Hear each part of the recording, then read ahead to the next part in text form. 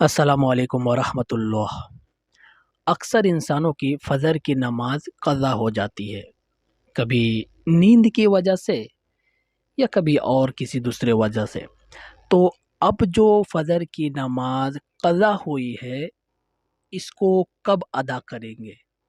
एक तो मकरू वक्त आता है, फिर इशराक का वक्त आता है। इसी तरह इस नमाज की क़ज़ा कैसे करेंगे, नमाज पढ़ेंगे किस तरह?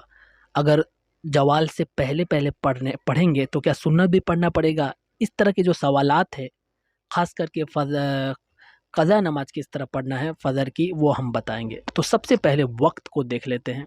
वक्त मतलब टाइम, कब पढ़ना है। तो क़ज़ा नमाज हर वक्त पढ़ सकते हैं, सिर्फ 3 वक्त को छोड़कर।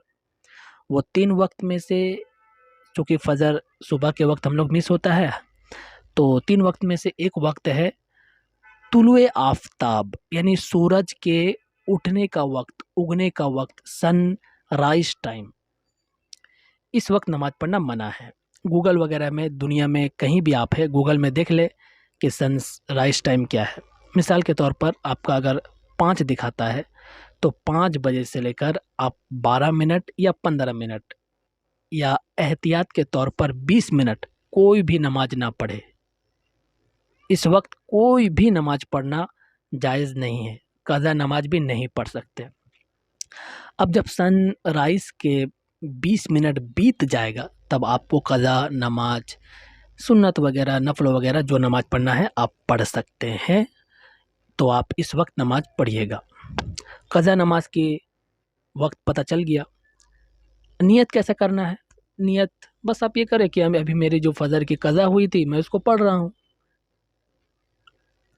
अगर आप जवाल से पहले पहले अगर फ़जर की क़ज़ा पढ़ेंगे तो सुन्नत को भी पढ़ना पड़ेगा।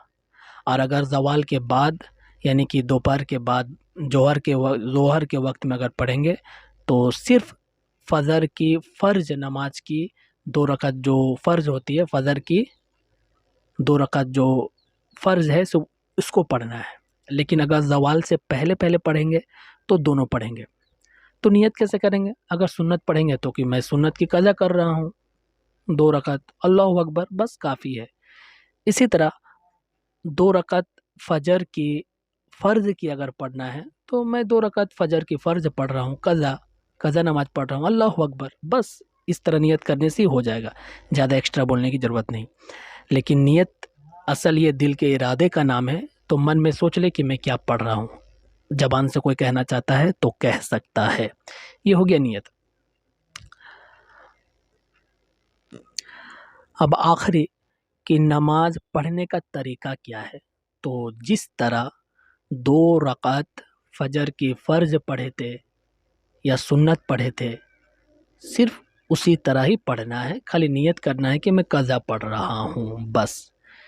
जिस तरह पहली रकात में जो सूरा मिलाए थे, दूसरी रकात में फिर जो सूरा मिलाए थे, सेम उसी तरह पढ़ना है, कोई अलग नहीं है। सेम उसी तरह पढ़ना है जिस तरह 2 रकात सुन्नत या फ़र्ज़ वगैरह कोई भी नमाज पढ़ी जाती है।